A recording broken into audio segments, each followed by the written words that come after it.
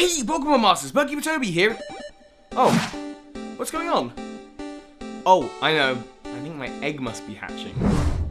Aren't these cool? Okay, I had to show these off in a video before I begin. Got Manaphy egg, regular Pokemon egg, a Togepi egg. These were made by someone online called Folly Lolly. They make these plushy Pokemon eggs, other plushies. I'll leave a link in the description. And I saw these shouted out somewhere else online. I thought they were really cool. I really wanted to share them with you, so they sent me out some. You can get designs for all sorts of Pokemon. These are my favorite. I think the next one I'd want to get is like an Elekid one. The other one that sits with the Togepi one in that classic bit of imagery. But they're so great, and I absolutely recommend you get some. And also, they are relevant to today's video. Like, what happens when a Pokemon egg hatches, and will this one become a baby Nidoqueen? Yeah, you heard right. Ah yes, that famous bit of imagery from the movie Mewtwo Returns. A baby Nidoqueen. Doesn't that frustrate you so much? Like, why isn't it a female Nidoran? And on top of that, there's a lot of other weirdness about Nidoqueen. I'm gonna have to investigate today. Oh, and there are a lot of weird things about Nidoqueen. Oh, hey Tom, how's it going? Very well, thanks. I heard you talking about Nidoqueen and just had to jump in. And whilst I'm not a full-time Pokemon theorist, I just have to stress, Nidoqueen is just the weirdest Pokemon, right?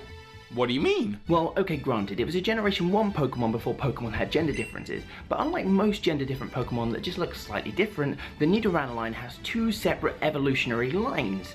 And I also heard you talking about eggs earlier. Eggs are fascinating because most Pokemon fall into breedable egg groups, but there are 3 types that cannot breed at all. Legendary Pokemon, baby Pokemon, no surprise there, and the female Nidos, Nidorina and Nidoqueen. They cannot breed, and what is up with that? Wow, you're right. Nidoqueen is kind of a mystery, especially when coupled with the baby Nidoqueen seen in the Mewtwo Returns movie. That said, it also shares some similarities with other Pokemon, like it's known as the Drill Pokemon, the same classification that is shared with Nidoking and Rhydon. So Tom, there is an answer here, but with any Pokemon theory, it's about taking the things that do make sense and joining the dots up with the things that don't. For example, we've just established a connection between Rhydon and Nidoqueen, and in the Mewtwo Returns movie where we see baby Nidoqueen, we also see baby Rhyhorn living on the same island. So is there any other connections that you could make? Well, it's possible that Rhyhorn and Nidoqueen are linked in some way. Both are classified as drill Pokemon, and they appear alongside each other quite a lot. They're both found in the same areas of the Safari Zone, they're both ground-type Pokemon, and they're both used by Giovanni, leader of Team Rocket, who, let's not forget, created Mewtwo.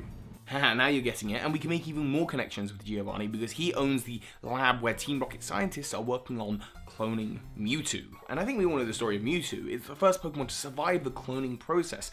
However, it wasn't just cloned from you, it's not an identical copy. No, it's been enhanced thanks to scientific ingenuity, and it's known as the genetics Pokemon, so it's been enhanced by genetic alteration. And when you've got scientists who are that smart, you're going to start asking the question, well, where did they learn how to do that? And more than likely, it was in the laboratory that they had built for them on the island where you can find wild Nidoran and now baby Nidoqueen. So what if the local Pokemon found on that island were subject to the early experiments of Team Rocket? Just take a look at the genetically modified animals in our world. Many animals using food products are altered to have increased muscle mass, faster growth rate, as their genomes are altered and edited around, which can result in some bizarre things like cows unable to produce milk. Also, when dealing with animal hybrids, the offspring often becomes infertile, making them unable to reproduce themselves. That makes sense. Remember that after the events of the first movie, Mewtwo returned here with all of the cloned Pokemon, and yet there are multiple wild Nidoqueen and Rhyhorn on the island. This may have been an experimentation ground for Team Rocket experimenting on these wild Pokemon, or they may have been Pokemon donated by Giovanni himself, which suggests a bit of a darker twist, and that these 3 Pokemon, who were the 3 main Pokemon on his team, were in fact lab rats. Exactly, and speaking of lab rats, did you know we can make them glow in the dark? Seriously, scientists, by changing some of the genes within rats' bodies, can make them glow in the dark. Color alteration is a thing, it's ultimately just a sequence of DNA, and if the scientists can work out how to alter that or change it, potentially they can make you look a different color. Or glow in the dark, which is awesome. And this is relevant here because Nidoqueen appears to be subject to something similar. See, shiny Nidoran, male and female, have opposite palette colors. A Nidorina with Nidorino, again it's the same thing, colour palette swaps over. Now Nidoking's colour palette swaps over is the same as Nidoqueen's, but Nidoqueen is not. Nidoqueen is an entirely different colour. Again, it's just being the odd one out. Things like this, as well as the inability to breed or premature evolution, be the result of genetic experiments gone wrong by Team Rocket.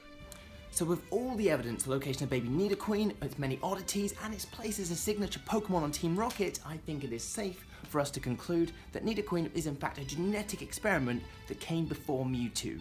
Now how's that for Pokemon theory? Well, what do you do normally on your channel?